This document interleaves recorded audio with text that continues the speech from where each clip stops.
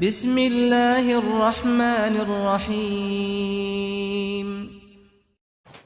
حضرت عمر فاروق رضی اللہ تعالیٰ عنہ کی بیوی عاتکہ کہتی ہیں کہ عمر رضی اللہ تعالیٰ عنہ بستر پر سونے کے لیے لیٹتے تو نیند ہی اڑ جاتی تھی، بیٹھ کر رونا شروع کر دیتے تھے۔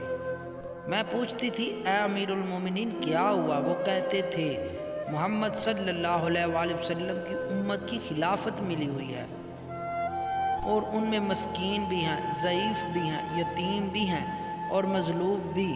مجھے ڈر لگتا ہے اللہ تعالیٰ مجھ سے ان کے بارے میں سوال نہ کریں گے۔ مجھ سے جو کوتاہی ہوئی تو میں اللہ تعالیٰ اور اس کے رسول صلی اللہ علیہ وسلم کو کیا جواب دوں گا؟ سیدنا عمر کہتے تھے اللہ کی قسم اگر دجلہ کے دور دراز علاقے میں کسی خچر کو راہ چلتے ٹھوکر لگ گئی تو مجھے لگتا ہے کہیں اللہ تعالیٰ مجھ سے یہ سوال نہ کر دے اے عمر تو نے وہ راستہ ٹھیک کیوں نہیں کروایا تھا؟